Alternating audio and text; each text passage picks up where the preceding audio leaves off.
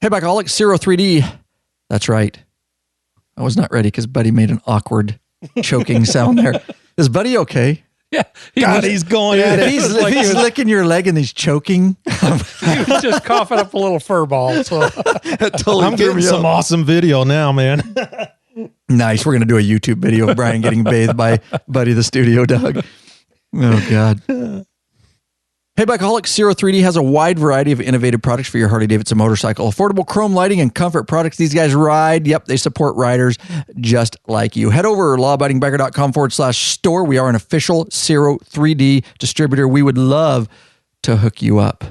Hey, Bikeaholics and listeners alike, the show is still going strong because of a lot of hard work and your support, of course. Thanks to all those loyal listeners and true friends of the show that have supported us or are supporting us. For less than a coffee a month, you can help support us too and put a little fuel in the law-abiding biker gas tank to make sure this show keeps moving on down the road. So, calling all law-abiding bikers, head over to our Patreon page and take action today. You can do so at lawabidingbiker.com/Patreon, Patreon. Oh, did I mention there's benefits too? From all your friends at lawabidingbiker.com, we appreciate each and every one of you. God bless and ride safe.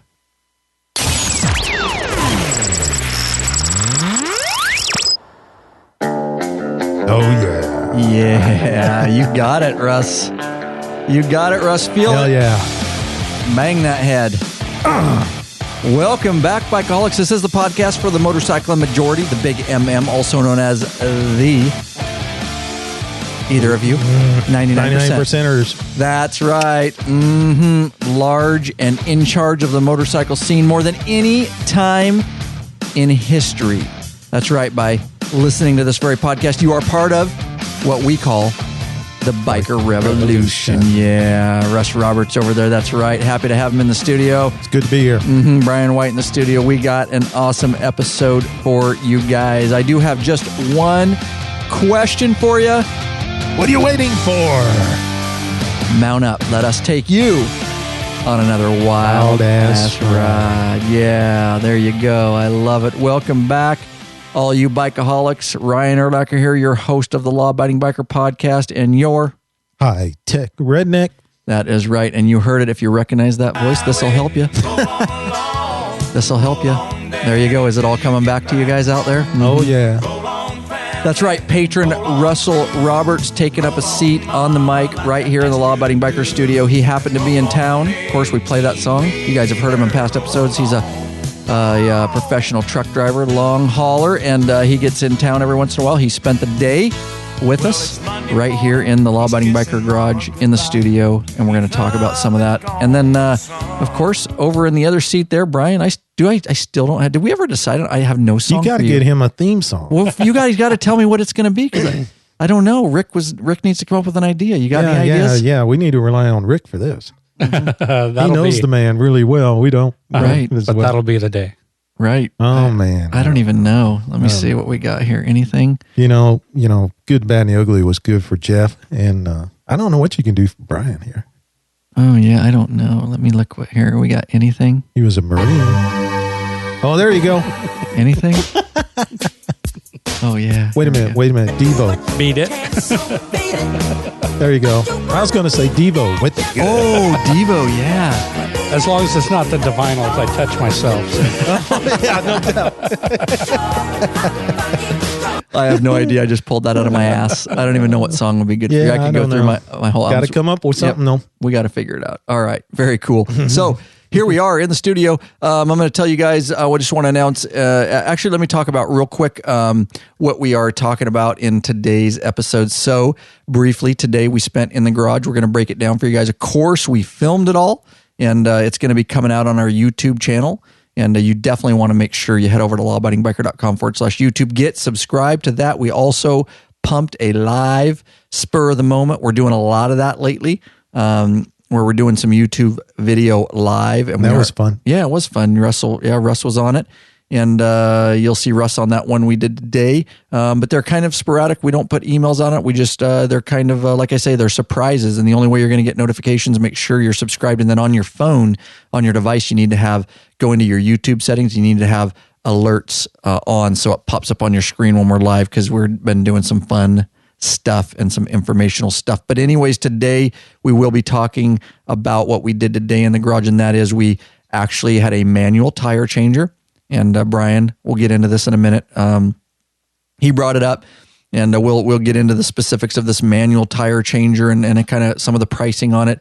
And we actually go through and took wheels off a motorcycle, and we actually, right here in the Law Abiding Biker Garage with this manual affordable tire changer, we changed the tires. We pulled the tires off the wheels ourselves, put them back on. All the tips and tricks, all the hints, everything you're going to need to know on how to do this to save money and not have to take your wheels to the Harley shop anymore.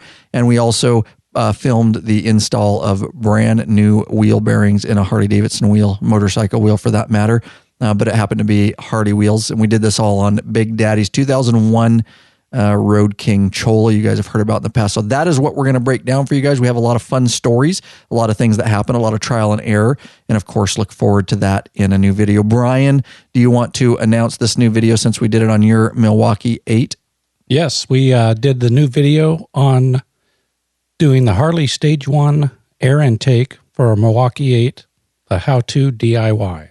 Yes, that video is released, and a very, very popular video. We're trying to do the Milwaukee 8 stuff. Brian White here, and I will announce right here, because I'm not sure if I announced it on a podcast, but Brian is the newest, one of the newest members to the Law Abiding Biker crew. He's working for us now, and he's going to help Big Daddy Kane down in the Law Abiding Biker store, and he's getting up and running, and I'm very happy. I will announce, Brian, to have you involved in the store. I told you that I can't think of another person that was a kind of a better fit at this point in as Law Abiding Biker Media grows in the store. And I know you've got a lot to learn, but you're catching on quick. And I've got a little bit of spare time since I'm retired. He does. Now, so. Yes. And he might not be retired very long as Law Abiding Biker Media grows, because we're going to try to keep him busy. But he is retired, and so he's a good addition to that store because it is becoming bigger than we thought. And Big Daddy Kane is he's at his max, like I'm at my max. So slowly, it's a difficult decisions to make on how and when we bring people on and what we're doing. And of course, patrons like Russell Roberts right here in the studio, our beloved patrons are still the foundation of what we're doing. And it's still why we can have 95% of our content for free, like this video, because I've talked in the past, we could put it all behind a wall and force membership, but we would rather do the patron model, the Patreon model, and have people appreciate the free stuff and realize that financial support is the way to keep that going. And it's a steady flow of income for us where the store helps, but it's up and down. But anyways, yeah. You have anything to say on that, Russell? Well, it's like, I don't know how to explain it, but it's a natural wanted, to give back because, you've helped me in so many ways that I never, it was all free. Right. And it only makes sense to give back. Yep. And that's awesome. And that's the way we wish the whole audience would, of course, it's just like everything, there's a certain amount of the audience that takes it all and doesn't give back, and that's fine. Well, yeah. But there's those that really appreciate what we're doing and realize that they want it to keep coming. So anyways, with that said, yeah, Brian, go ahead. It's a fun thing. Like today, it was a great learning experience for everyone. Yes. I had done a few of the tires with my brother, but getting to actually go through and do it and figure out the exact process and steps and getting everything just right in order. I learned a ton. So everybody should watch this video because you'll just figure it out. I mean, we learned a ton. Right. That's great. And the whole process. That's a good point, Russell. We talked about that today in the garage, in the 110-degree garage, which we'll talk about. And that's the thing. We've become, because we have to do it, and we have to do it in a way that we can instruct it. The best way to learn something is become an instructor in it, right? That's what they say. Yep. Tell, show, do. Tell, show, do. Because when you have to physically do it and we have to film it in a format that you guys are going to understand, don't think that Law Abiding Biker Media doesn't go back and use our own videos, because we do. And it's kind of like it's weird. Me and Lurch were talking about it, but it's almost like just our own library, because if you don't do that stuff all the time, like rear wheel removal, you have to go back and watch it real quick it'll make the process smoother. If you do it every day and you're a mechanic, I get it. But so it's kind of a library Well, of the brain, it's muscle memory for the brain if you do it over and over repetitively. But right. if you only do it once a year or something, or even less frequent, then the video's there. Go watch it again and it all comes back. And we could have easily watched the video today to avoid some of the steps that we did a couple of times. Nice, Brian. Brian's humble. See, he's willing to. I'll call my own stuff too. Yes, and we really do go back and I watch will those. throw Big Daddy under the bus. do. He did not read the instructions, so throw him right under. That's what we do around here. Yeah, There you go. Yeah, I know, Big Daddy. Man, you got to keep him focused. Love him though. Love them. So there you go. New free video. It is over on our website. I'm not even going to give you the URL because it's rather long. But if you just look up Stage 1 Air Intake Milwaukee 8, big search bar on our website, upper right-hand corner of every page. Or a lot of people don't know, you can just go to our YouTube channel. There's a big search icon right there, and you can search the same types of videos, what you're looking for. All right. So we talked about Patron. We got Russell right in here. I think it's time we should probably thank a couple of these patrons. What do you think about that? Oh, yeah. Tarp Elites. We don't want that. There we go. Tarp Elites. That's a company out of Woodstock, Georgia. Where are you looking at? Oh, start here. Oh, That's I'm all right. sorry. You can start these. You started here, so then Yeah, you can we'll just go down. up. Yeah. And then Bob Dawson of Yakima, right here. Right in this here in our neighborhood. hometown. And Jason Beatty of Palmer, Alaska. Look at there. That's where I want to go someday. Well, I'll be up there in a few weeks anyway. Nice. And then David Priam of Chanhassen, Minnesota. And Cliff Smith of Omak, Washington. Right here in our state again, Omak up north. Yeah, I spent a day up there about a month ago or so. Oh, nice. And then Dan Stearns of Kelso, Washington. Over on the west side of Washington State, and we're getting a lot more Washingtonians. I've noticed. They're starting to realize that where we're from, and that's cool. Because we've had a lot of emails where people are watching and stuff, and they're like, I did not have any idea you were from Washington, That is really neat. And they figure it out. So lawabidingbiker.com/Patreon, that is a way you can get involved. You can pledge a certain amount per piece of content. No risk because you can put a monthly cap so you don't go over your family budget. We definitely understand that. There are benefits. You can get into the private Facebook group, which we put a whole bunch of stuff on today. We did some behind the scenes, which goes out nowhere else. And the only way to get access to some of that premium stuff, and I told Russell I'm trying to do more of that where only patrons get it in that private Facebook group. We did some videos from the shop, some funny stuff, and stuff that will go out nowhere else. You really want to get in that private Facebook group, get a t-shirt, some stickers, and up to access to our premium videos, depending on what level you choose. So we had a episode scheduled, as you can see, but I had some links that are not useful now because we changed the topic. So why don't you, Brian, or Russell, do you have anything to say to start off? Otherwise, we're just going to take it and go with what happened today. No, go on. Hey, Brian, why don't you discuss how we came up with this idea and where it all spurred from? Because it's kind of got a cool history with your brother and stuff and how this spurred itself. Yeah. Several years ago, my brother Tim has been a sport bike rider for years and years. He goes and does, or used to go and do a lot of track days and would go and race at several of the other tracks throughout Washington, Oregon, go down to California and see a lot of the races down there. Did he ride sports bikes? Yes. Okay, he did. He used to be an instructor on the tracks. Oh, nice. He would run guys through the different groups and stuff. And he got into, as everyone knows, it's pretty tough to get tires and get them mounted and stuff. It costs a lot at a dealership. And he was doing so many tires with so many friends that he ended up going and getting this Nomar tire changer, and he got a whole setup for it, and it would allow him, it's a completely manual, not a pneumatic thing, but he could throw it on the hitch to his truck and sit there and change tires right on the track and go through, and he would flip tires for his friends a lot. He just clip it into the hitch on a pickup truck, any vehicle that has a hitch receiver on the back. Right. That's what I found interesting. Yeah. And I want you to go on. I'll jump in briefly to say we are not affiliated with Nomar at all. We're actually, and we don't know at the time of this podcast. We'll send a thing out to him. We're simply telling you this because it works. And we feel it's something that would be good for the law-abiding biker community to know. Maybe we'll end up selling them on our store. I don't know. We'll see where you and Big Daddy go with that. You can reach out to the company. But at this point, I'll at least try to put some links in the show notes to this so you guys can know what we're talking about. And I'm on, we don't know these guys, never talked to them, nomartirechanger.com. That's NOMAR tirechanger.com. And we'll talk about some pricing in a minute, but yeah, very good. Now that hooks up to we put it in which was interesting to me. For some reason, I thought that when you told me, and I didn't really think about it, that it hooked up to the ball for some reason, which doesn't make any sense now. I get it. It actually goes in the stinger. It has a stinger and it goes into the receiver, right? Right. And bring your mic.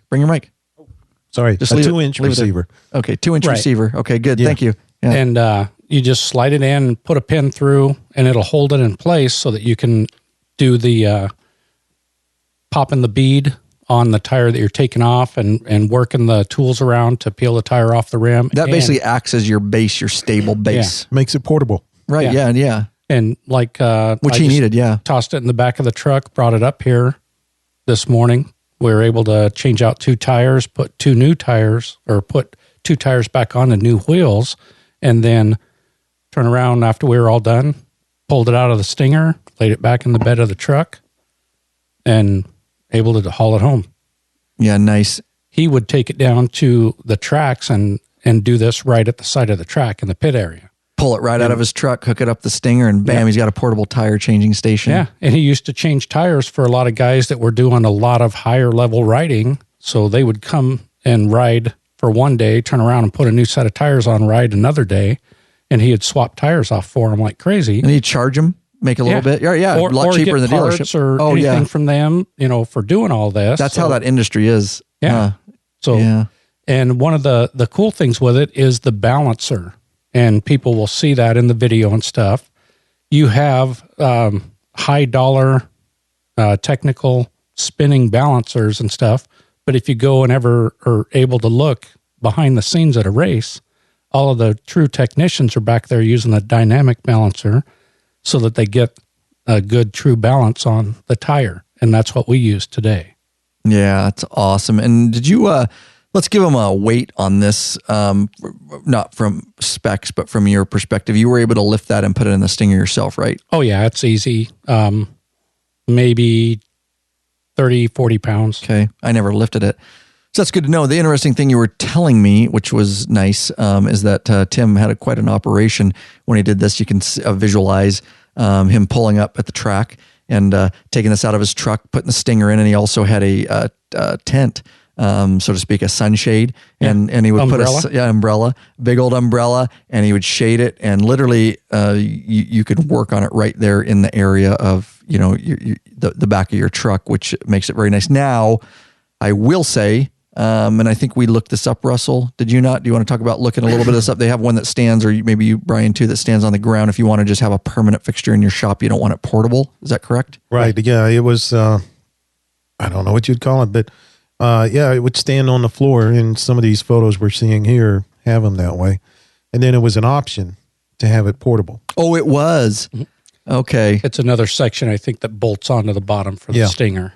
Maybe right there, professional motorcycle. Here looks like is that a Stinger? I don't know. They got a lot of different models. They do, don't they? God, I don't even know what model that is. When we looked it up in the garage on my phone, we didn't see all those. And Tim's is probably between 10 and 15 years old. It's had a lot of use. That's why it's got a lot of tape on it for spots that he knows you have a tendency to hit or bang or anything to make sure you don't put any scuffs on your wheels or anything. The one we looked at on my phone's that one you just clicked on. The classic motorcycle. Yeah. Classic motorcycle tire changer ultimate package. Yeah. Okay, let's take a look at that. And there's your option. Floor stand only. You can go down and do floor stand. Optional hitch mount. Yep. Add $79. Okay. There you go. Yeah. Do you need a posi clamps? I don't even know what a posi clamps is. Add $150. Do you know what a posi clamp is? No. I don't either. It may be the... that may be the kind we used for those dual little wheels. Yeah. Oh, yeah, See, there's different kinds of clamps. We'll show you this in our video. Okay. Mm-hmm. I'd have to call and ask on that, actually, what the posi clamps are. But I think I think you're right. Oh, interesting. I didn't watch their video. They have a video. But there are different kind of clamps specifically that work pretty well with the Harley wheel rather than like these would probably be for sports bike wheels, some of them that come with it. But yeah, it was a really cool setup. And I wasn't really, I had never done this manual. I've looked at, which is interesting about this ultimate package is $945. If you add the hitch, you're looking at, a little over $1,000. So I don't know, somewhere between $945 and $1,100. They have some cheaper kits. We'll kind of focus on this one.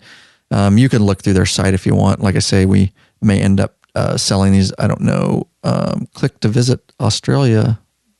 Interesting up in their page. I don't know where they're out of, but made in the USA, sales and support. Look at that. Hey, pretty cool. The American flag up there. St. Louis, aren't they? Yeah, it was somewhere back Missouri area. Yeah. Okay, cool. So made in the USA. Awesome. What was I going to say? So I never done the manual. I've looked at the pneumatic, which I would love to have, but they are quite expensive. And I didn't realize that, I did realize, but I never had looked at it, whether you can do this manual. And yes, you can. So with that said, let's explain the process of this a little bit. And then we'll talk about the bearings we put in, of course. That'll be another video. I want to talk about some of the nuances of doing it this way. So, well, the system is really pretty slick, and we got two different sets of the 3-piece the clamps that actually clamp the wheel. Okay. And the reason we did that, when he originally got it, he did a lot of sport bike tires. And I had a cruiser bike, and I told him, hey, what if I buy you the clamps for that? Will you change tires for me? And he's like, oh, heck yeah. So we go through, I get the other set of clamps. He actually had a business for a while where he would do, it was called Ride Safe Mobile Moto Services. He had a trailer and would go out and do repairs on guys' bikes, pick them up if they were stranded at the side of the road, either make changes for them there or haul the bike back and make repairs on it. And a lot of this was his friends with sport bikes and stuff. So with the system, we found that the pneumatic stuff is great if you're doing a high volume of tires. The manual deal that we use today is really good if you're only doing, a few tires here and there. Right. Because of the cost versus, the amount of work you're doing. Everyone knows you can buy tires online and get good tires for a good price. A lot of the dealerships will not sell you or will not mount tires for you unless you buy the tires directly from them. Then you're paying a higher price, plus you're paying for them to mount them for you. Good point. Price. Yeah. Good point that you guys need to know out there. It depends on your dealership and your shop on how they'll do that. And I was telling Russ, it kind of depends, it does depend on the shop. They kind of know me, so they'll end up doing it for you. But I think in a lot of places, that's the case where you got to buy from them because it's a moneymaker. Tire changes, I'll tell you right now, are a moneymaker for any small motorcycle shop or any dealership. Reason is they can afford the $4,000 pneumatic machine, and they realize that not everybody can do that. Or this is still some coin too. This at that to justify, that I change tires once a year. But for LAB, if we got one of these, obviously it get used a lot more heavily. We've been using Tim's.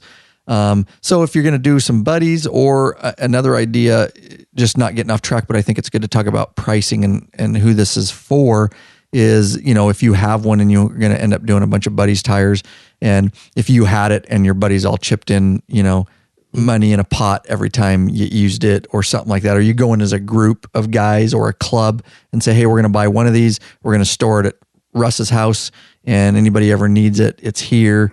But it does take a little bit of expertise, and the video is going to help with that to get you through it. If you don't do it if you did it all the time, I'm sure Tim can do it with his eyes closed. But us, we had to figure out what works best and then put it in video format. So it's easier if it's more than a one-person operation. Mm-hmm. I mean, you pretty much need at least two guys. If you have three, three's money. Yeah. To do some of the other stuff as well. But the way the system works, we mounted it onto the back of my truck. We turned around and pulled off Big Daddy's front tire because we were going to change out both. We were going from the spoked wheels to new Harley wheels, and we were going to use his Michelin tires that he had put on the spoked wheels not too long ago and just transfer them over to the new Harley wheels. Yeah, the cast aluminum wheels.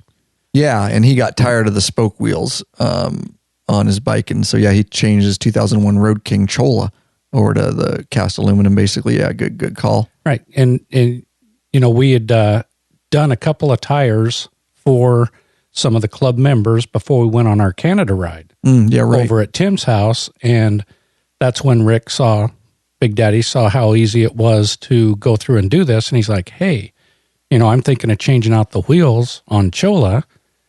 Do you think we could do this project and do this and save the money? Because he can buy the wheels directly. We can do the changeovers here." Heck yeah.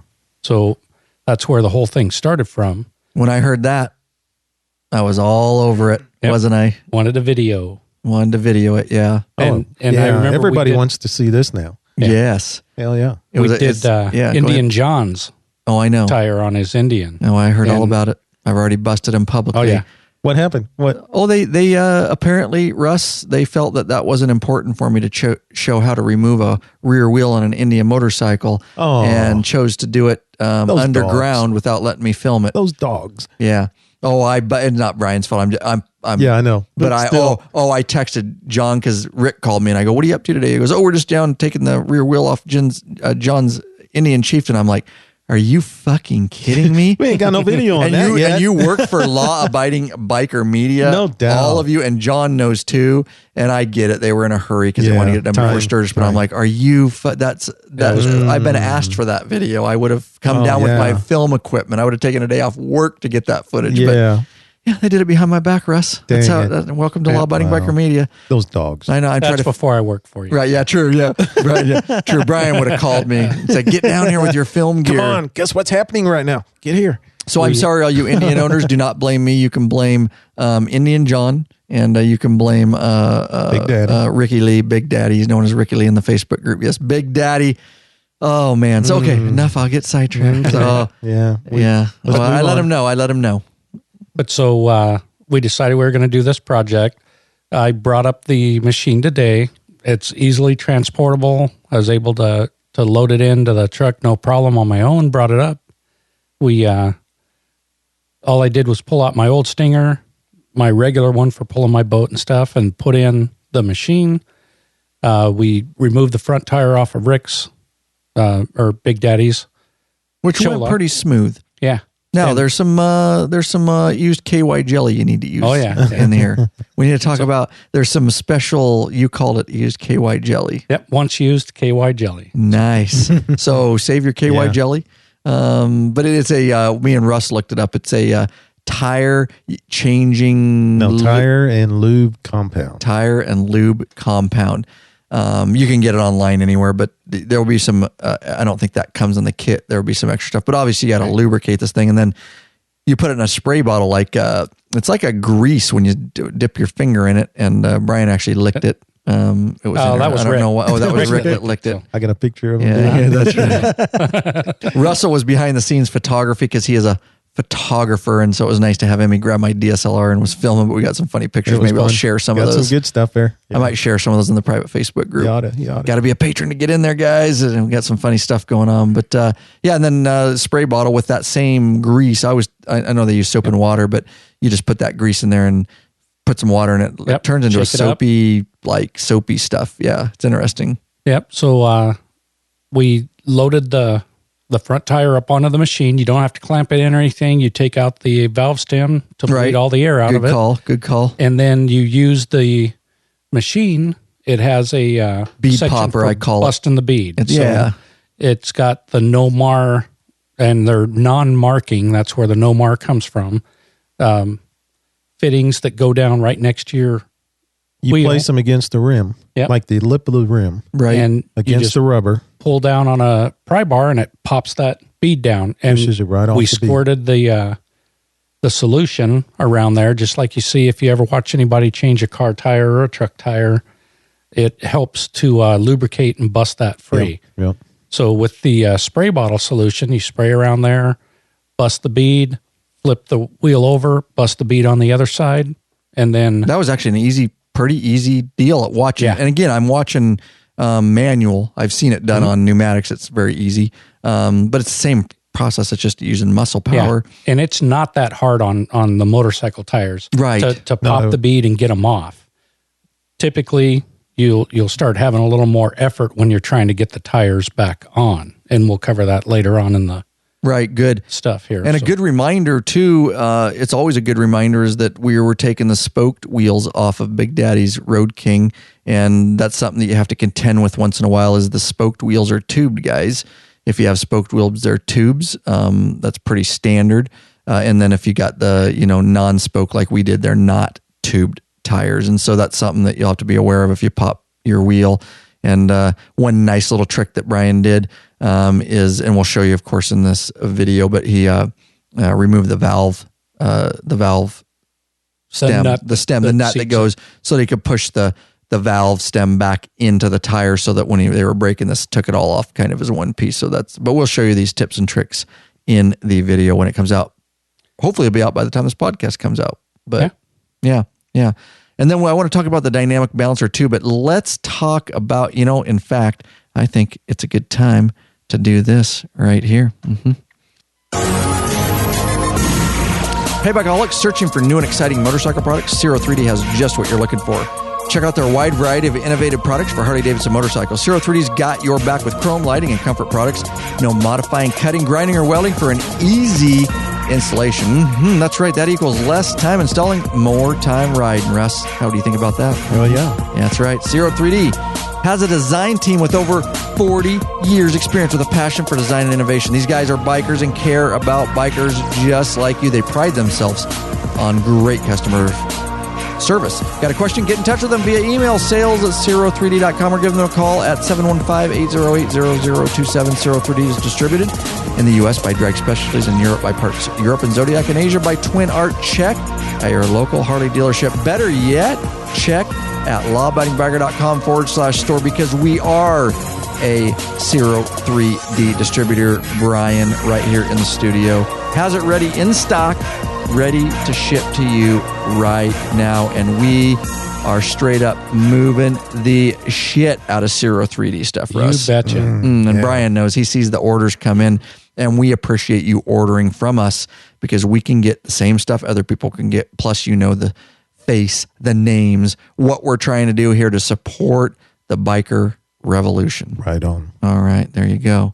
All right, so where were we? We were talking about the dynamic balancer. Do we want to talk about that? Let's talk about putting the tire back on, which is a little bit different process. We don't have to get in extreme detail, but this wheel clamps down real nice, guys. It's pretty solid.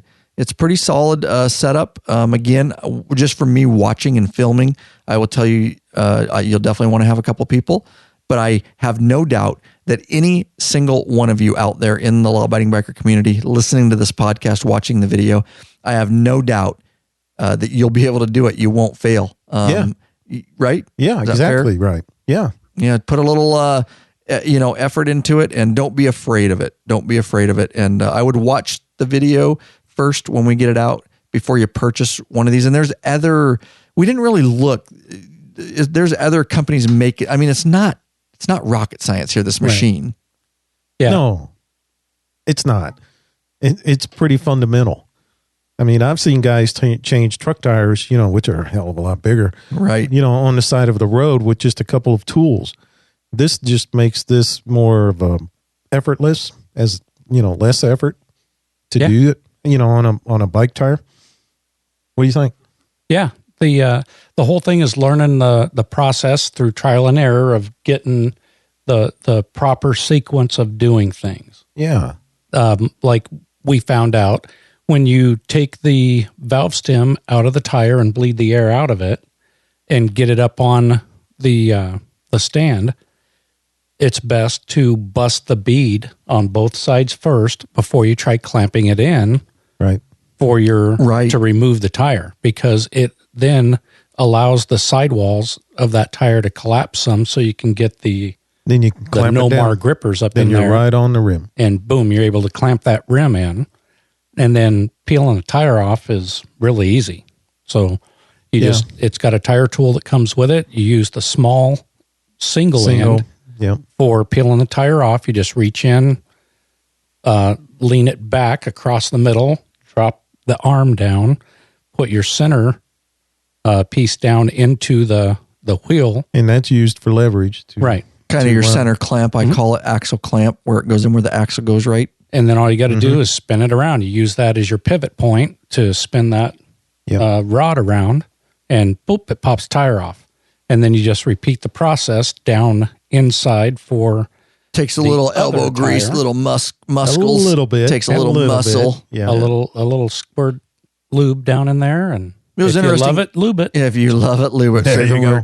And the interesting thing was, the two people working on it really works, and you guys kind of came up with a system where you would bring it around, and then you would take the one pry bar and hold, and you would hand the leverage and the big bar off to Rick, and he would pull it around the rest of the way. I mean, if you did this all the time, you could actually get super fast at it. And even with you guys not doing it all the time, it was still pretty fast. Yeah. Tim does it. I mean, he can do them on his own. So, right. Oh, yeah. Because he's done so many. He's done so many. But, if you're just doing this once or twice a year, then it's a little different. Right. But, I will say, as we're talking about this, guys, I'm scrolling through and looking at images, and you guys probably saw me here on the big screen behind you there, or in front of you, I should say, for you guys. I'm looking at a lot of cheap shit here. I would be careful, and I'd just be the first to say we talked about this in the shop, and I know there's people out in the community that buy Harbor Freight stuff, and I'm not dogging you if you do. There is some deals you can get. There is a lot of shit you can get, and you can get burned. I would say looking at the Harbor Freight on here, you're going to get burned. I looked at one. I don't know if you guys saw that. I missed it. It was the Harbor. Let me see if I can find it again. They seem to be one of the big wigs, No More Tire Changer. They're kind of taking up Google a lot. Look at this thing. Whoa. Oh, yeah. Yeah. I mean, $39. $40. I know and look at, they're showing, and it's like a dirt bike tire. This is not going to work for a Harley. It looks more like a bicycle tire. Correct. Shit. So I could do that with a screwdriver. Right. Yeah, exactly. Like we used to do on bicycles. Yeah. Or we still do. Yeah. I would just be really careful You about get what you pay for. Yes. And, the danger of, and I talked about that in the past, you guys know, we are a Titan lift distributor. Right in our store, you can get hooked up. Brian here can hook you guys up with a Titan lift. That's just one thing. When you have a 1,000-pound motorcycle, 800, 1,100 pound, whatever you're putting up there. There's too much at risk. It's just, I've seen the Harbor Freights guys. Guys have sent me pictures after they bought a Titan lift. Damn near got killed. I've seen bikes on their side on that Harbor Freight lift. And I'm not just telling you that, because you don't even have to get a Titan. Just please don't get a Harbor Freight, that cheap $350 red lift that everybody's familiar with. Floor jack is all it is, really. Yeah. Yeah. It's dangerous. It's dangerous, guys. It's not worth your safety on that. Get a Titan from our store. If you don't want to get a Titan, at least get another name brand lift. That's all I'll say. I don't usually dog stuff, but I would definitely dog that. And I would dog, looking at this, I would dog the Harbor Freight tire changer for Harley. I would at least look at something half quality. What do you, any other comments on that? No, I agree wholeheartedly. It's the same way in my industry. You get what you pay for. And, you can skip on a motorcycle. Yeah. With motorcycles, it's as far as in your shop, I don't know. But everything you put on your bike is worth your life. What's your life worth, I should say. Right. And, you don't want to use crap. Well, then you do exert some force when you're doing this. So I would say you guys did. No doubt. You don't want to be, really prying and reefing on something that's going to fall over. Collapse on you. Yeah. So, and I got whacked in the head one time when I'm not laughing. I'm just saying the story. Oh yeah. When I wasn't paying attention and leaned in, and the, not today, but another time, the arm came down to drop the center axle deal in and smacked me in the side of the head. And, that was smart. Oh yeah. It felt pretty nasty for a few days. Mm-hmm. Mm-hmm. Yeah, I can imagine, because I saw the size of that bar, yeah, Brian. I saw it. That's straight up pure steel. Yeah. I will say, I didn't mention as we go along here, and we will get into balancing, because I know that's a big question, right? And that would be one of the questions I had, like, okay, well, that's great, guys. So I get this tire change kit, and, I pop my tire, don't wheels have to be balanced? And we're going to talk about beads a little bit, Brian. I'm making some notes here because I didn't know where this episode was going to go. Let me say this. Part of the process of changing the tire, taking the tire off your wheel, is getting the freaking wheel off your bike. Now, we got you covered here, guys. We got you covered right here at Law Abiding Biker Media. We've had those videos out. Actually, I've redid it several times because Russ was recently watching an older video of a rear wheel removal when I only had a jack when I was first starting Lab, when Fat Ryan was on there. Fat Ryan. Yeah. He makes an appearance. Check Fat Ryan out. If you just go to and I'm looking it up right now. I don't mind saying that. I leave those videos up. You know when I'm not. Well, it's like 4 years old or something. Oh God. It is. Oh God darn it. Let me do this. I think it's lawabidingbiker.com/rear wheel. And I think I left, so lawabidingbiker.com/rear wheel. It's free. And No. It is. It's just, I got to restart Chrome because it does that sometimes. So I'm going to say that's what it is. I'll put it in the show notes. But anyways, nonetheless, go to our site. On that page, if just look rear wheel, I have an older video, a new video. It will show you how to remove the rear wheel from your Harley-Davidson. I also have a front wheel removal. Again, completely free, brought to you by our beloved patrons that support us. And that's how we keep those free because they're pretty awesome videos and highly, highly viewed. So don't worry, you can get your front wheel off, your rear wheel off. And that's the big part of getting them to the point where, which we did today, to where you can get it on this tire changer and get it changed. So let's go into, did we talk about putting it back on at all? Without getting into, our video is going to show great detail, but some of the nuances. Yeah, go ahead, Brian. Definitely pulling the tire off. Getting the tire off the wheel is always easier than getting the new tire on the wheel. Roger that. You have to follow the procedures a little bit more. You get in there and use the grease, for lack of a better term. Yeah. You use KY jelly. Yeah, once you use KY jelly, you get in and grease the tire. You can typically pop on, and you saw it today, the whole first bead with just hand pressure. Right. So what you're saying is to put it back up, clamp it in, and then you can actually get part of it started with just hand pressure. Right. You can get one. At least half you of can it. get the one side. One side. Get on oh, no there. shit. Yeah. With just hand pressure. But you couldn't do that today. We did. No, we did. Right. We did. The first side. Yeah. You're when right. you're pushing down the bottom side, if you want to call it the bottom side, when you lay the tire on top of the rim. You're right. If you want to call that sidewall the bottom. Yeah. You can push Talking that your mic, around. straighten your mic. You can push that one down by hand all the way around. But once you get that, go on, Brian. The other side is going to take more effort. The other side is where the effort comes in. And the big thing on there for getting that tire on is to make sure when you first start getting it on there, get it down below the bead lip.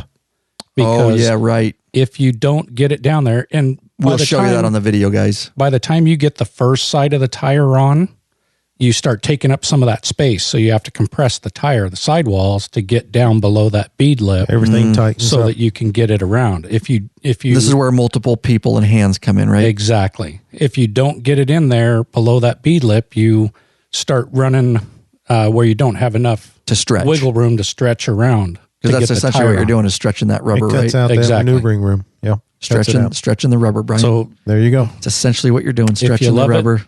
If you love it, lube it. Stretching the rubber. Don't let it get too tight. One. Oh, that was nice. One for Russ. Good job. All right. So you pop the new tire on. A couple of things to really pay attention for when you mount the new tire is where the valve stem is at is always the thickest part of the wheel because they have to build it up there for having the hole for the valve stem. This is nice. So we're going to go into balancing a little bit. Yeah. Right. So and this is all just stuff Yeah, as you put the wheel on for the balancing. How to line If up. you do I that understand. correct, how to put then it will make your balancing so much easier. Yeah. Nice. Go ahead and talk about that's good. I see where you're going with that. I was where just a tire weighs more on one side and Yes. a wheel Right. weighs more on one side. And So- if you use good quality wheels and good quality tires, Is that the key? That's a big key in everything for getting stuff to balance right and work as it should. If you, on most tires, like today we were working on Michelin tires. Michelin tires have a barcode on the side of the tire On the edge of the bead, yeah. where the heaviest part of the tire is. So you set that opposite of your valve stem when you mount the tire onto the new wheel, and you'll notice, or a new tire onto the old wheel, it will allow the balancing to be so much easier. And on that second tire, we were almost right there. Yeah. Right. And so when they're laying the tire, I'm just cleaning this up a little bit just to make sure, because I'm thinking of how the audience is thinking about it. That's what I do. All right. So take the wheels laying and make there. it visual. Yeah, right, exactly. Yeah, exactly, Russ. So the wheels laying on the tire changer. We're taking our new tire. Number one, the valve stem, as you guys told me today, is the heaviest part of the wheel because of the valve stem, and they have to beef it up there because of the valve stem. So that's always going to be the heaviest part of the wheel, not the tire. Right. Then the tire has a heaviest part, which is marked by a barcode or a nipple or mark, depending on the tire manufacturer. And that barcode or that nipple goes 180 degrees opposite of the valve stem. That way you have the heaviest part of the tire 180 degrees opposite of the heaviest part of the wheel, which is the valve stem. Hopefully that's a visual for the audience. Yeah. Okay. So that's where we're at right now. Let me tell you, and I think Russ mentioned it in a different way, about quality. I can tell you guys that there's a lot of things that you can save money on a motorcycle. I will tell you both as a guy that rides off duty a lot and a police motors officer. I absolutely discourage you from trying to save money on tires and wheels. It is your life. It is the lifeblood of you making contact with the road. Please don't skimp. And I know I see these tires and deals out there, guys. I've seen some real crap. I've seen a lot of accidents investigated, and I'm not saying it's because of that specifically, but I've seen some real crap on bikes. I just really discourage you. Save your pennies on other stuff. If you want to buy cheaper mirrors or cheaper levers, that's great.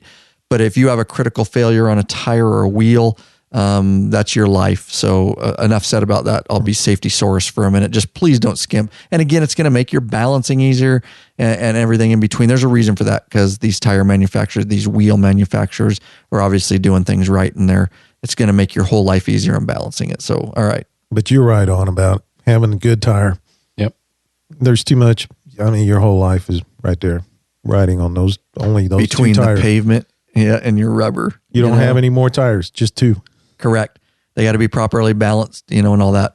And that's one of the reasons that we, Tim and I, started doing some of these tires, was we're able to control that ourselves. Mm-hmm. You know that it's being balanced right. A prime example, and you get differences between different wheels, different manufacturers, different spokes, right? Things like that. You guys noticed when we took those nice Michelins off of the spoked wheels, on that rear wheel, there was 8 weights, 6 or 8 weights on there. It was 8 of them. It was 2 ounces. Yeah. So 8 balancing weights on there. From a dealership. After we mounted the tire, the same tire back onto the new Harley spoked wheel, we had one quarter ounce weight. And we probably could have left it off. Yeah. Because it barely moved. We're just being anal. So yeah, that's what we do. Just getting it perfect. Yeah. We got a good alignment on it. So with the dynamic balancer, we knew, hey, this is right there, nice and good. It's not going to cause us any problems. We were able to get the weight shifted into the middle of the wheel versus out on an edge. So you're not having issues with wobble. Right. Especially with that many weights on there. Right. But to go back to the whole mounting of the wheel in preparation for the balancing, we put the barcode. Bring your mic down just a little bit. We put the barcode on the opposite side of the valve stem, and you need to make sure and look at the arrow for your direction. All of the treads have direction.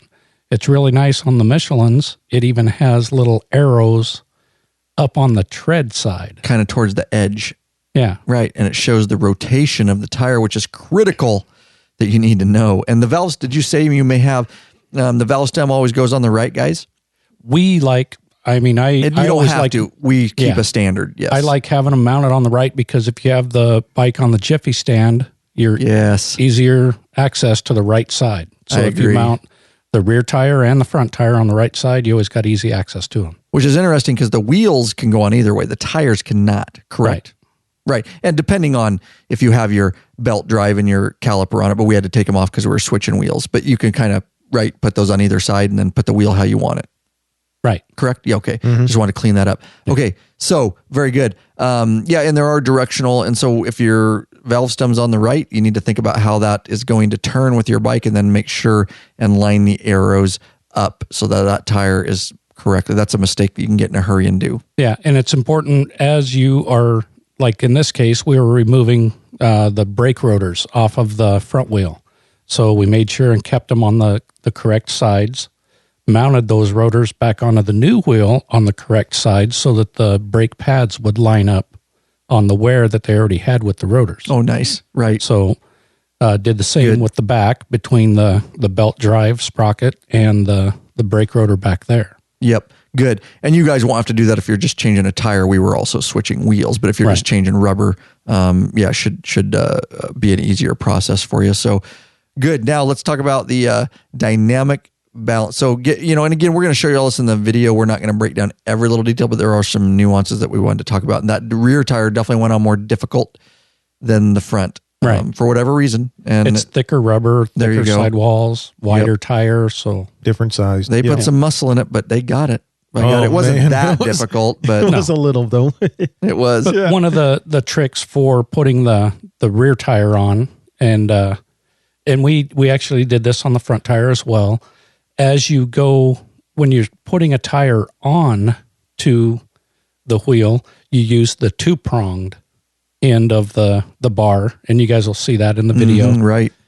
But the 2-pronged end has a handle up there, so it allows you to give that force as you're prying around. A little more leverage. And get it seated over the bead. But also you need another pry bar to hold so that you're not chasing your own tail around the wheel over and over. Right. So if you guys can visualize, you can kind of 180 degrees, you can push it down with your hands, but the other half of the tire isn't down over the lip of the rim yet. And so one guy kind of has to stop that 180 mark because like Brian says, and anchor it, because otherwise you'll just be going around 180 degrees and chasing it. But we show you that in detail in the video. So we've got our tire set up. We've got it rotational wise the right way. Yep. We've got our barcode opposite the valve stem. And you can adjust that a little bit after it's on. True. Before you put air in. So you'll still have some movement there where you can slide it around if in the mounting of it you popped it off. And we noticed on the rear tire, the Michelin barcode was on the opposite side. So it was on the bottom side of the tire when we were mounting to get the proper rotation direction. Right. So we made a tick mark up on the top so we didn't have to try to look under. Good call. Just were able to look from the top. Good call. So after we got it all mounted, now comes the dynamic balancer. What makes it a dynamic balancer? Because it uses the actual weight and the movement of the tire itself, right, to show you where the imbalance is. It uses gravity. Does this come in this kit? Is this is the dynamic balancer right here? So it comes with it. There it is. It's a pretty simple instrument, and I'll describe it really quick, and then we can build off that, Brian. Basically, it's a stand, and it has 2 legs going up and kind of in a square fashion, and then on top of it, it has an axle, basically, and there's little rollers on both sides, and you set the axle in the V of the rollers, and you basically put that damn axle through your tire. It's got 2 cones, basically, and those cones fit into your bearings, basically, the races on your bearings, and you just push them in a little bit, and they have little set screws.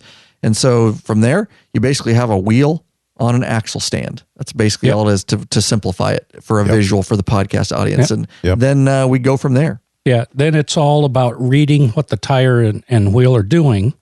So the way I like to do it is I'll stand it on the stand, make sure you got about the same equal lengths on either side of the rod. Right, so it's kind of centered on the axle. So you mount your discs back on, or your which you want to, the drive. If you're just changing a tire, those are already on. But if you did take them off to change wheels, you'd want to put them back on because that affects the balance of the wheel. Make sure your rotors are on. Make sure your drive pulley's on. If you're reusing your wheels, a good idea is to make sure you peel off all the old weights that were on there Definitely. and clean them up. And make sure you clean the wheels really good because you might have road grime, brake dust, tar. That'll affect the balance. Yeah, Nice. and all of that can affect the balance. So clean them up good while you got them off, and then put them on the balancer. Probably Bug Slide I'd use for that from the Law Abiding Biker store. I'd just get myself a bottle of Bug Slide and clean them up good. No, I'd use Bike Brite on those, Well, baby. that's fine too. You can get that from the store too. Either way, if you're going to wet wash degreaser. Bike Brite, if you're going to dry wash, Bug Slide, waterless. All right. Get them all nice and cleaned up, and then you set it up on the balancer. You have it fully aired up and ready to roll. Oh, and we didn't cover that. Cover that real quick. Cover airing up before we get it on the balancer. Good call. If you've pulled a valve stem out because you're just switching a new tire onto your old wheel, you will need to put the valve stem back in. But if they're just changing a tire, they don't need to mess with the valve stem, right? Right. So let's just, Well, you're going to pull it when you go to peel the old tire off that you trashed. The valve, the actual valve stem, Just the gut. to let the air out. To let the air right. out. Yeah, just So make sure you screw it back in right. And when you do that, make sure you kind of shield that so it doesn't come blowing out on you because Into those your things eye. can sting Yes. when they come shooting out. Take out an eye, Brian. Take out an eye. Yeah. Good. My mother used to say. Like running with scissors. I ain't heard that one in ages. One for Brian. One for Brian. But once you put the valve stem back in, you air up the tire. Be careful as you're airing up the tire because you don't want to get anything pinched in there. They may be a motorcycle tire, but it'll still grab a hold of something if Like it's your too leg close. or something like that, like almost happened to Rick. Right. So, Yeah. Almost grabbed his nutsack. but And he once wouldn't listen. He wouldn't listen. we had to reach out and swat his leg a couple times to move it away. So, but you air it up and you'll hear two distinct pops. You have to have you want to have good pressure though, right? Yeah. Like good air make sure you pressure. have, we were running 110 pounds full throttle. Just, you want to get the air in there fast. Yeah. Because some of it's going to escape, but you want it so much pressure that it kind of overwhelms it, so to speak. You want it to push the side walls out. Right. To get the beads to seat, right? And you can kind of bounce the tire or push on the tire like Russell was doing a couple times as you move it around, roll it before you get it up on the deal and air it up. And we're talking about doing all of this before you put it on the balancing axle. Okay, yes, awesome. I'm glad you backed up there. Yeah. Thank you for cleaning that up. So you put air in it at a good high rate and you'll hear two distinct pops as each sidewall seats. Yep, onto you'll see this on the video. It was rim. perfect, huh? Yeah. So it'll make a pop and a pop. Sometimes they'll go almost immediately together, but they may be separated by a little bit of distance and time. So once you have that all done, you load it up on the axle, get it up on the balancer. And the way I always start is looking at the valve stem. I'll pull it up to a side and just hold the wheel to where it gets completely stationary and slowly move your hand off of it and watch and see Let it do its thing. how it does its thing, the rotation, the speed. If it goes at a nice slow rate, you know that it's fairly balanced. And that's what you're looking already. for here. Yeah, you And want it's a gonna- slow rate. You don't want it to move quickly. If it moves quickly, it's way out of balance. So what you're saying is when you put it up on here and you got the tire on there, you bring the valve stem to the top. Or not you start directly at up, the you- top. Let's just somewhere visualize either this. 10 o'clock or So 2 if you o'clock. take There you go, 10 o'clock or 2 o'clock. Good visual. So then manually, hold the tire, pull it over to where it's at 10 o'clock or 2 o'clock. And also I noticed you kept doing this. You kept making sure that there was no movement Right. before you let go. Right. You get it as stationary as you can and just kind of open your hands Let it so drop. that you're Release not it. forcing it in one direction or the other. Exactly. Because you don't want want it it to dynamically move on its own. on its own. Nice. That's why it's a dynamic balancer. Look at that. Look at that, how you tied that right in. Exactly. Yeah. Now, And the we interesting thing is, let me say this, Brian, real quick for the audience. Clearly, to get it in your head right, the heaviest part of the wheel is going to sink to the lowest spot, right? Right. That's going to be at the bottom. And that's why we start with the valve stem, angling it at either 10 or 2, because that is the heaviest part of the wheel. Right. So even though it may not end up at the bottom as it did not on the rear, I don't want to confuse that. Right. The valve stem may not end up at the bottom.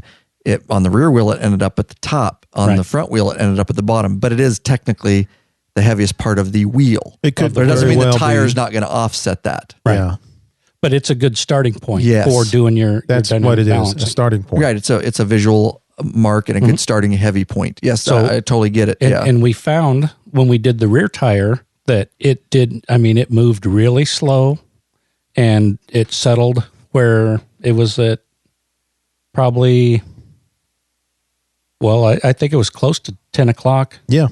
on the, as it rolled. And we tried it. We rolled it from each side separately, 10 and 2. 10 and 2.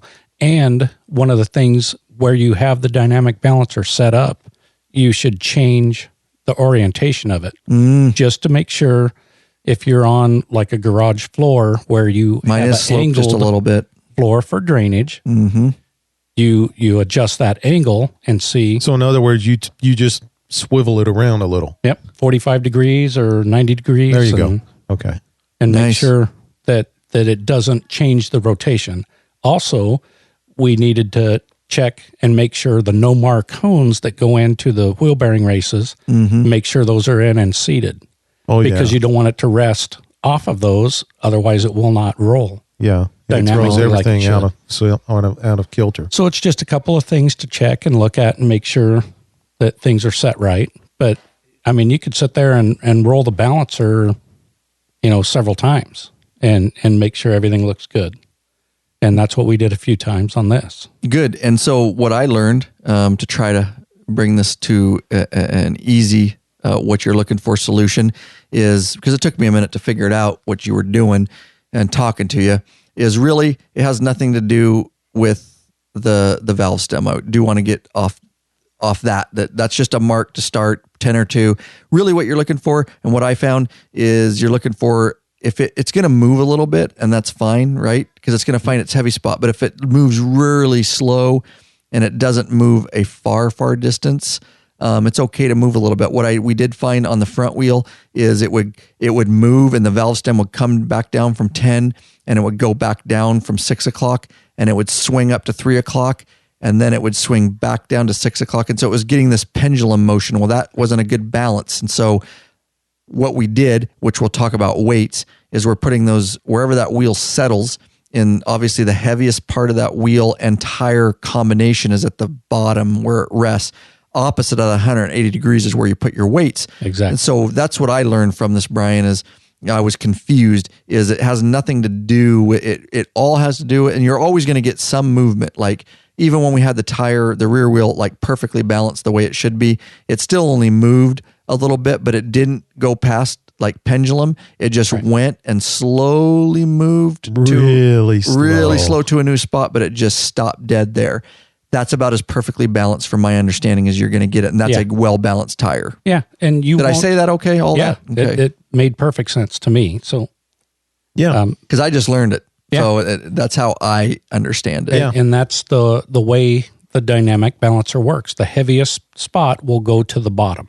Yep. And then you mount your weight opposite of that. So at the top. So you're probably never going to get it to not move a little bit. Like that's pretty No. hard. And it would be And- ridiculous because it's balanced close Right. enough. If you get the weight balanced pretty close in the end there, then it's like we had with the back tire where once we could spin it to another point, it would just barely move. And then Barely stop. moved. Stop. Right. Yeah. Yep. And we might show have you in the moved- video. Might have moved 15 degrees on us. Good. It was really slow. 15 degrees, But when yeah. we first put that front wheel on, it moved much faster. Right.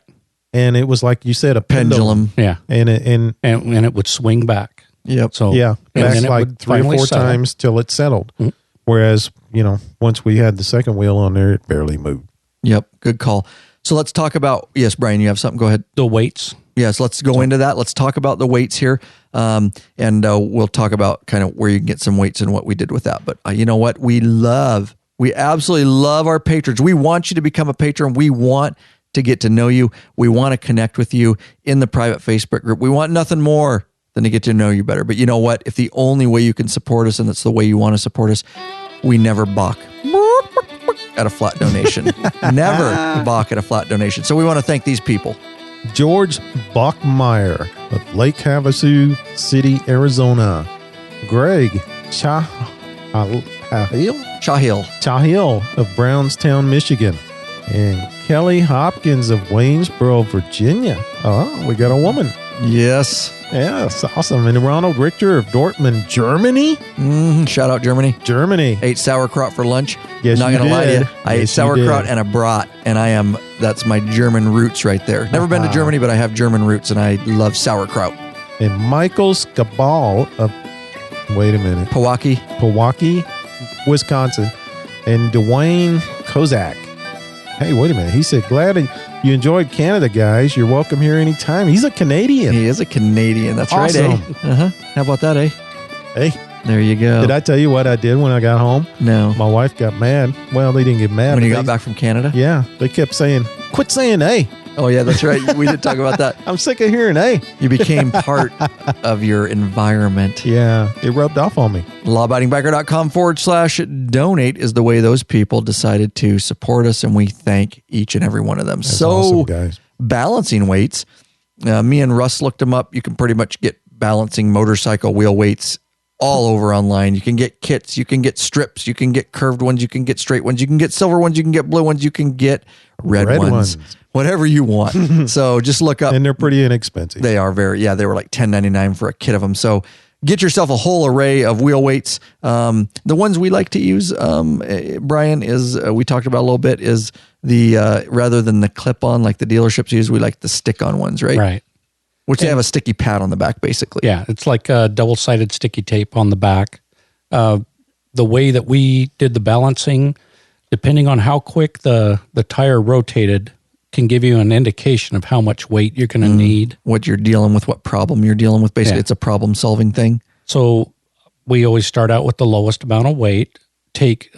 quarter ounce is what we were using. Yeah, and we would take a strip of masking tape instead of sticking it on the tire itself or on the wheel itself, put the masking tape around it, put it in place, and then check on the dynamic balancer to see how that weight added affected it.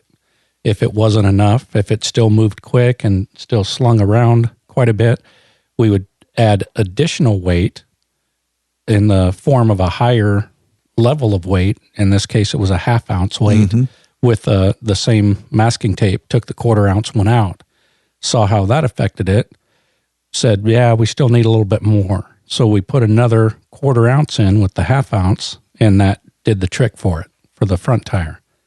One of the things I'd like to note on here is the more centric to the center of the wheel you can get the weight, the better off you are, rather than having it on the right side or the left side. Nice. In other words, near the lip of the wheel, you want it more toward the center of the rim. Nice. Right. And some wheels have a nice flat area in there. Other ones, like the ones we were working on today, have a little ridge there. So we set the first amount of weight opposite of the valve stem side. And then the second set of weight we put on the valve stem side, kind of back and forth. Right. And we had the 1/2 ounce on the outside opposite of the valve stem, and then we put the 1/4 ounce to the inside. And that just kind of helps balance out. Balances a yaw. And this was all, right. And this was all 180 degrees opposite the heavy spot of the wheel, which is the dead spot that ends up at the very bottom of the dynamic balancer when it comes to rest. Right. Exactly. You go directly 180 degrees at the 12 o'clock position, basically.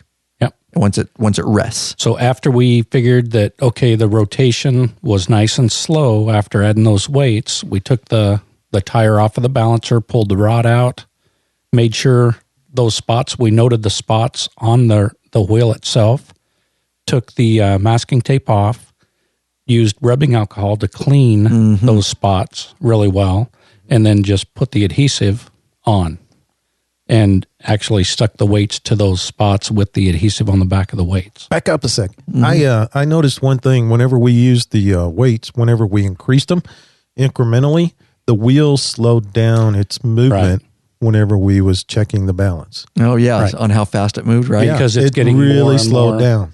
into being dynamically balanced then. Pretty badass to watch, wasn't it, Russ? It was cool. It's cool. I learned some shit today. And the pendulum didn't swing much then. As we got more weights, as we added more, it made it a smaller movement back and forth till it, settled. It's kind of a fun process, actually. It was really cool. And it's just sit there and drink a beer, trial and error, and watch it we'd slowly spin. Yeah, I mean, it ain't going to happen in 5 seconds. Brian's retired over. He lit up a doobie over there. Yeah, there Brian you go. lit up his Cheech and Chong over there. Goes, check I keep this forgetting balancing. it's legal in this state, isn't it? This is dynamic. Check this dynamic balance. Yeah, watch this, guys. I just got to be careful and not light my beard on fire. So.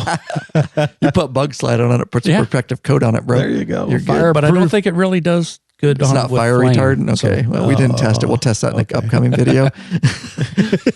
No, it was great. And as we started Law Abiding Biker Media like 4 years ago, I have learned so much stuff, and I continue to learn. And this was just a phenomenal learning experience for me watching this, and I'm excited from your learning. Yes, it's just being passed on, man, and that's what's so cool. And I'm gonna get one of these for the Law Abiding Biker Garage eventually, so that we have it available. Awesome. Well, and people will look at the dynamic balancer and think, well, why do they have these nice big motorized spin ones that sit there and do it, and then it'll stop? Right? And Computers are smart. Yeah. Well, Tim, my brother, actually going to these races and going back and working corner crews, flagging races and going through the pits, seeing all these race teams, they would use pneumatic mounters to peel tires off and put tires on. Because of the speed of them. But they would turn around and use dynamic balancers back on the bench. Because it was the truer. Right. So they would get a nice, good, true balance on those tires and wheels. And, I mean, if it's good enough for these sport bike racing teams. Hey, at my local tire shop, whenever I get truck tires, we always balance our steer tires. And one of the guys one time was showing me, how they do it.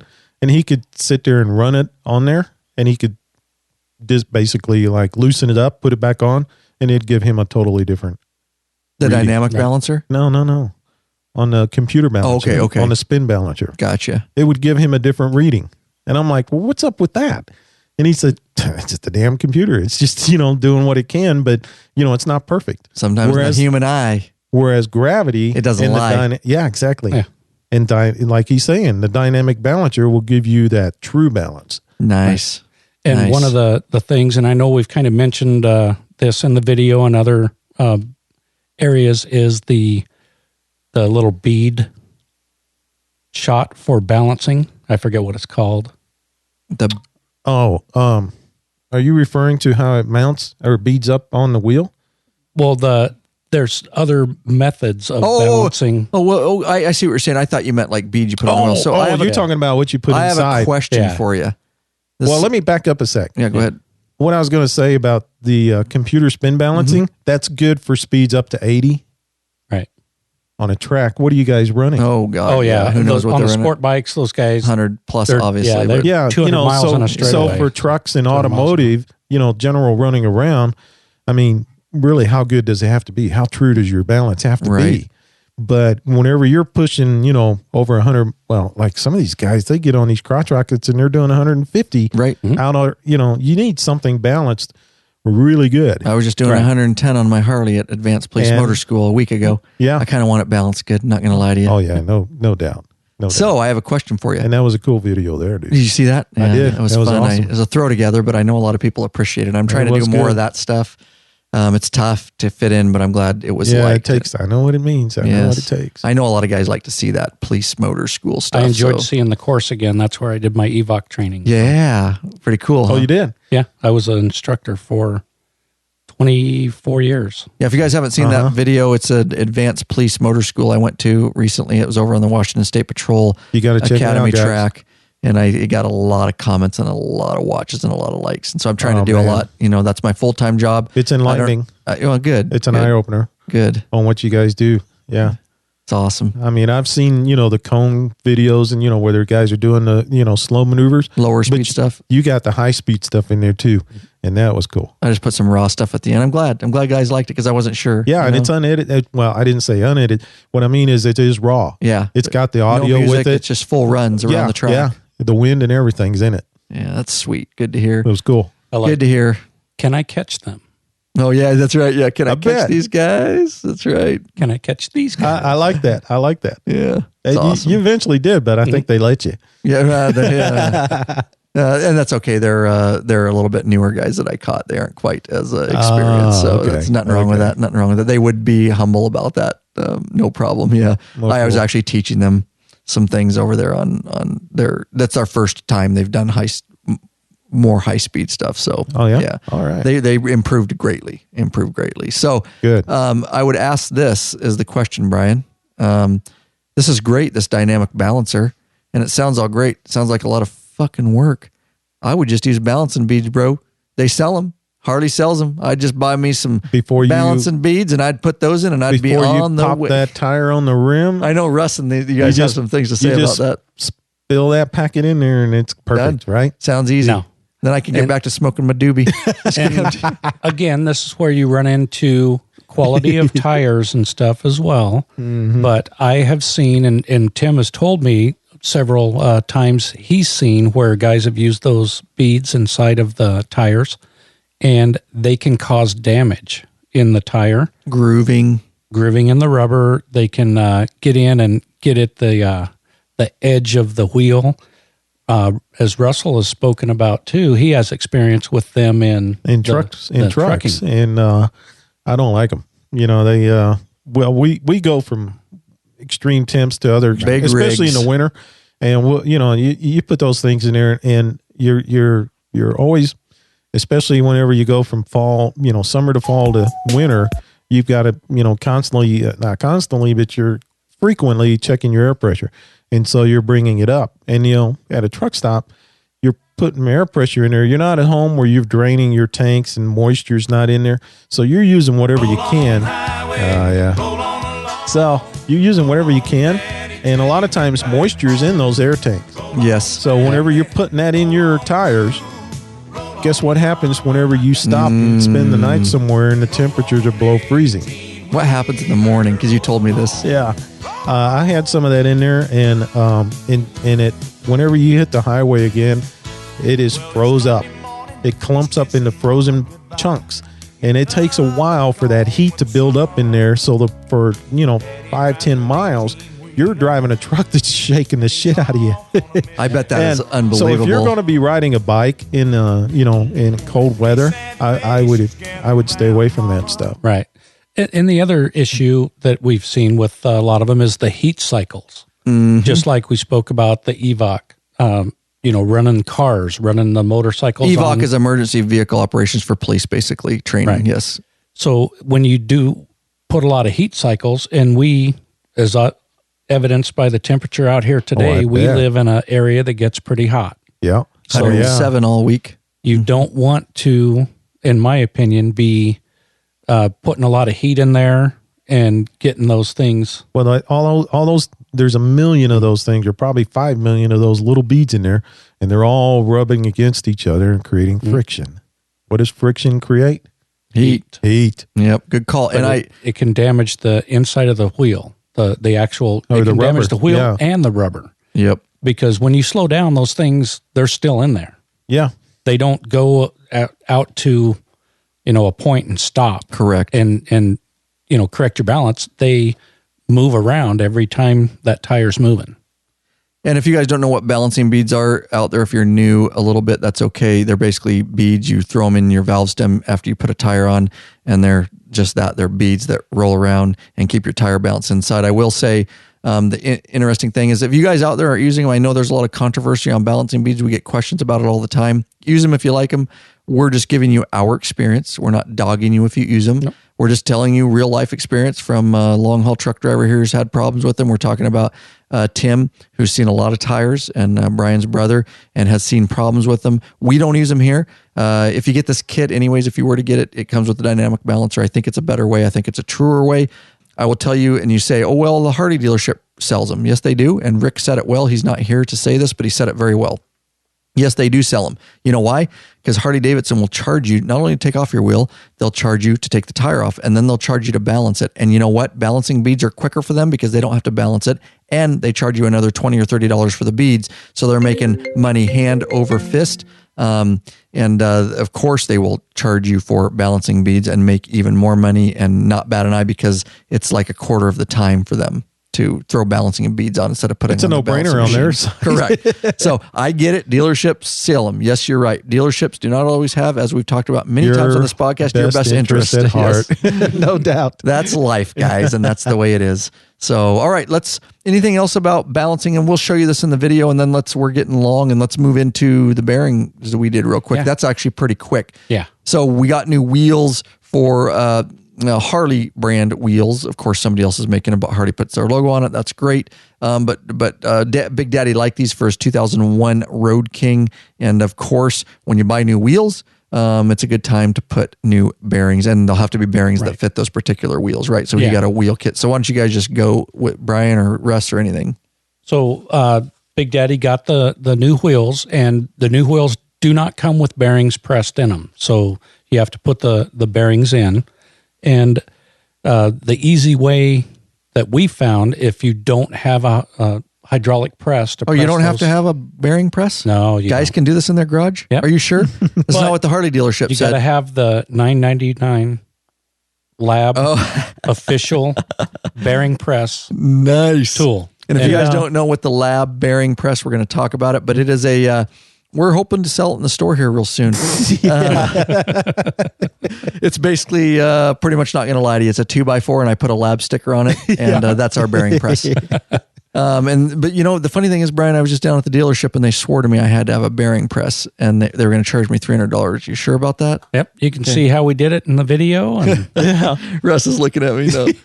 No. So if your Harley dealership tells you that it's not true, you can do this. And we're going to show you how on a free video, but talk through the process a little bit for the guys. So we went through, and the wheel kits have the bearings, and they'll have several options for the spacers inside. These are kind of sealed bearing kits, right? Right. Yeah, they're sealed bearing kits. So sealed, you don't have to grease them, anything. They're already all pre-done.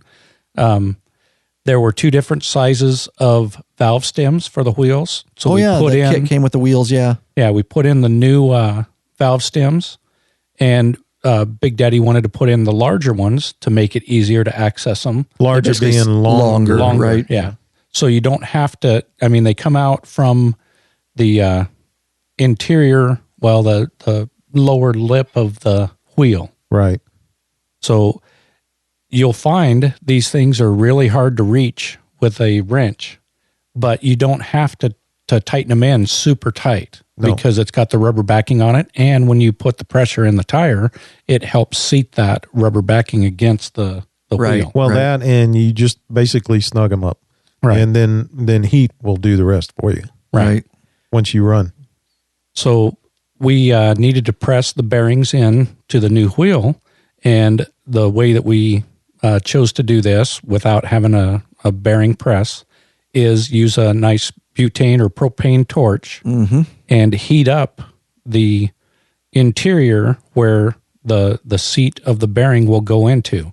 If you try to stick the bearings in there, you'll see that it won't fit. You can hammer them all day long. Yeah, you can hammer, and it ain't going to go in.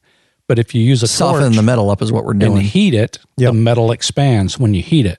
And we found through trial and error doing 4 bearings, because you have one on each side. Yep. So you got the front wheel and the back wheel. About 2 minutes with in a 110-degree shop. Yeah. Right. And, it may vary depending on your environment. The torch. We right. just And the sit there torch. Yeah. But yeah, like we tried it for maybe a minute the first time, and that didn't go so good. We had to pop it back out because we had it going in a little crooked. So we popped it back out. We didn't have our lab press at that time. Exactly. Right. That's right. Yeah.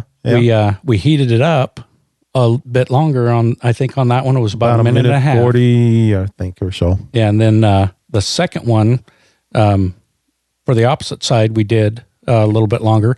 And it's important, take a look at your instructions and stuff as you go to do this, but also with the design on these wheels, one side has a smaller hole where the bearing will sit into the race, and it's got a smaller diameter inside of there. If you look at the other side, it's more wide open. So that is the side, the one that's more wide open, is where we press the first bearing. And the reason we do that is when you stick the sleeve that goes inside between the two bearings, right, that the axle goes through. And the axle goes through, you want to have that be resting against the bearing that you've pressed in on the first side and fitting just inside the diameter of that smaller hole on the other side where you're going to press a bearing on top of it. Oh, I think I'm following you. I'm not. So whenever you get that first bearing in, then you flip the wheel over to put in the second bearing, and you drop that sleeve in there. Right. You have the smaller hole, so it holds that sleeve. So it sits on there more like upright, right, more level or straight. right. If you press that side first and then did the other one, The smaller diameter bearing? Is that what you're saying? No, they're the same size. Diameter. It's just when you look down at the race where the bearing will press into, Right. on one you have a thin lip. Okay.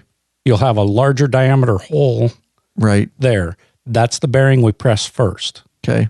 When you flip the wheel over, the next race there has a smaller diameter hole in the middle where when you drop the sleeve in, it will rest against the bearing on the bottom and sit right inside of that. I gotcha. You don't have to worry about the alignment of it. I gotcha. If you do it the other way, you got to worry about the alignment Right. of your sleeve as you're trying to press that bearing in. If you do it this way that It I'm sits describing, straight up and down. it sits straight up and down. All you got to do is press that We bearing never down. mentioned that in the video at all. No, we Yeah, didn't. and it's something that we kind of figured out a little Right. bit later. And I noticed when we pressed that first bearing, we had it that way. And when we put the sleeve in, it's like, this is nice. Right. Because that way we didn't have to try to stick a screwdriver through and align when it. we're hammering it. So Right. it just made it so much easier. Good call. Good call. So that's why I wanted to mention it here. Good call. And the kind of torch we use real quick is just basically a bottle that I have in my shop, and it has the trigger handle that goes on it. It's a pretty basic torch. You can get at Sears or anywhere, and What is it like seemed a to do fine. 1 pound bottle. Yeah, 1 pound bottle. Yeah. So you just pull the trigger, sit there and heat it. We had the wheel resting on a towel that was folded in half. On the Titan lift. Exactly. And But protect that finish. you can right. sit there and just spin the wheel as you're Torching it. Try torching to it. evenly heat. Try Give to it evenly heat. Go around. We found on these aluminum wheels about 2 minutes in our ambient temperature and stuff. It worked pretty good. And we kept increasing that heat as we went. We had one of the bearings, and you want to use some nice grease on the outside of the bearing. Yes. Do not grease. We just use some white lithium. Yeah. Yeah, do not grease in the race inside the wheel. Nope. When you heat it, because all you're going to do is burn that up. Right. Right. So yeah, the part you're heating, do not grease that. Grease the outer portion of the bearings. You're not greasing the bearings. Right. You're just greasing the outer of the bearing so they can slip in the cutout in the wheel, basically. when you pound it in, and Right. and most of that grease is going to wipe off as you pound it in. Correct. But it gives you a little there to help it go in. Spit on it if you need it. So the biggest thing Brian is, didn't hear a word I said. yeah, I was just going on. So You can spit on it and or put a little hair around it, Brian. if you love you it, need lube to. it. So, but the big thing was with our lab certified bearing press. 2x4 with I a lab sticker. After we heated up, Big Daddy already had the lithium grease around the bearing. Set it on top. I stuck Immediately. yeah. You don't want to lose your heat. This is a quick, you want to have 2 hands for this. 4 I stuck hands. the lab bearing press across the top. He's holding both ends of the 2x4 directly over the bearings. And then so you And get the even keep it at pounding level. pressure. Keep it level. Yeah, so you don't. That was your job. Hammer it in at any angle, Right. and then Big Daddy just beat Right on the the hell out of center. the top of it over the center and With a dead blow hammer. Yeah. popped it right in. The first bearing we did on the rear wheel, which was the third bearing that we did, He had it, it he had took it in him- there in 2 pounds. 2 hammer shots. Bam, bam, it was in. Yep. Yes. Then the next one took him 5. Yeah. But it doesn't matter. Well, the it'll very depend- first one we got in, it was about 10. Yeah, you're right. So Yeah. the thing to remember too, once you put those in, the nice thing about using the 2x4 there is that it allows you to press that bearing just past the lip of the wheel. Right. And we actually found on that one that he pounded in really easy on the rear tire, we put it in a little too far. Yes. So all we did was use the sleeve that we put in. Axle sleeve. And I put my hand across the bottom. We flipped it back over and used another section of sleeve that they gave us that was too short, but it was the same diameter. Put it on top. He tapped it a couple times. Boop, until brought we it got right back to flush. Nice and flush. Nice So little tricks. when These you wheels stick that- come with multiple sleeves because Yeah. they come for all different bikes and Harleys and years, makes. So pressed all 4 of those bearings in, and they just mounted the. It's interesting. I The thought you wheels needed up. a bearing press for this. I really did. You've spoiled it. You've spoiled it for Harley-Davidson dealerships. We've saved a little money. So. His name's Brian White. If Harley-Davidson wants to go after Brian White, that's his name. Yeah. Because I'm pretty sure you have to have a bearing press. But no, I'm just teasing. That's why what Law-Abiding Biker Media is for, guys, to show you guys how to do this stuff in your shop without buying these expensive, tools. Which today we showed you didn't have to buy an expensive pneumatic tire. If you're going to do a ton and you have a shop, I would get one of those because it's just quicker. But if you're only going to do here and there for your buddies, this is the bee's knees. I'm telling you. Right on. And again, and with a 2x4 and a dead blow hammer and some white lithium grease, we just installed bearings yourself in your shop. And a torch. You're right. And a torch. Heat that metal up. Brian just took his crack pipe out of his pocket and used his butane crack pipe torch. He's like, I got it all right here. His lips are all burnt and shit. He's like, don't worry about it. I got a torch right here, boys. God. No doubt. Anything else you guys want to wrap up? I do want to talk about something, but we might talk about it as a little. Well, just bonus remember after just the remember outro. to balance your tires before you put them on. Yes. Good call. Yeah, we trusted Big Daddy on that, so I'm Good throwing him story. under the bus again. So he started to mount the front tire, and I said, "Hey, did you balance that?" He's like, "Oops." No, So- it's the back tire. Oh no, You did this did on it the front? again. I missed this part. he just started throwing it up there, and I You're said, right, "Hey, I we haven't remember that. balanced that yet." They hadn't done anything So- except start putting it in there. Yeah. Oh, okay. He grabbed it and took it Right. over and He's such started a spaz. to do it. Yeah, I'm but going, the "Hey." rear tire, So- shit, you know Yeah. what we did back there? Oh yeah.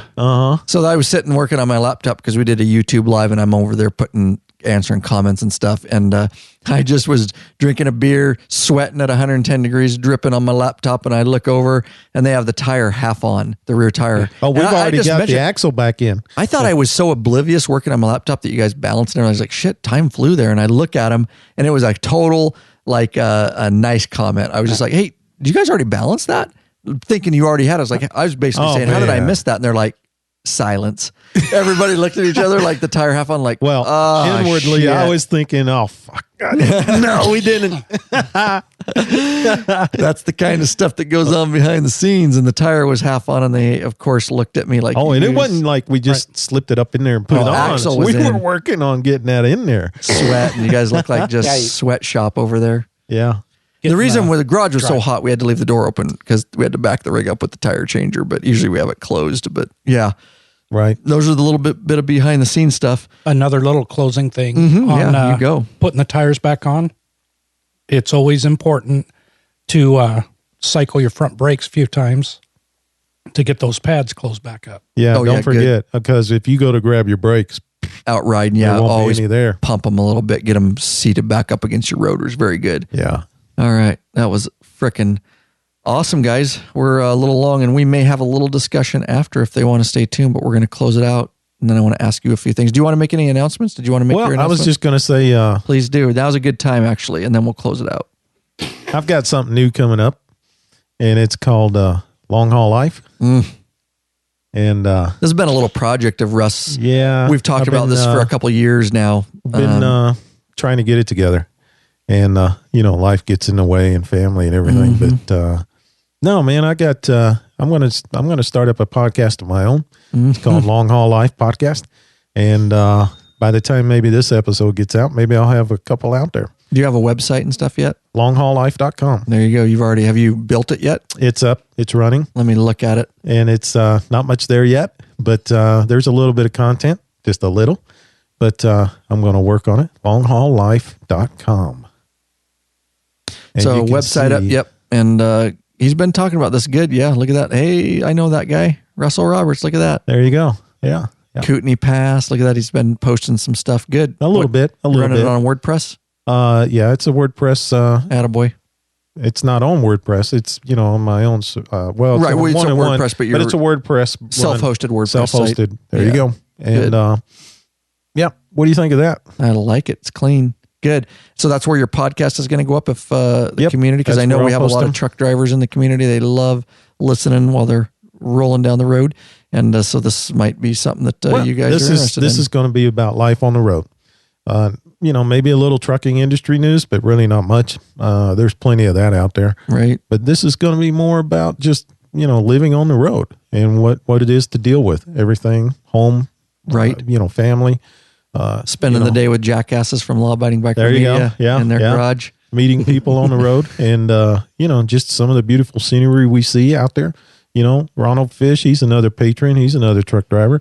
And, he's running back and forth from Jersey to Utah a lot. Every week almost. And the scenery. I just want to get some of that on there. As you can see at right. my last post on Long Haul Life. That was Kootenai Pass. It was beautiful. Right. Just gorgeous. So there you go. Look it up, guys. Hopefully by the time this comes out, we're batch process.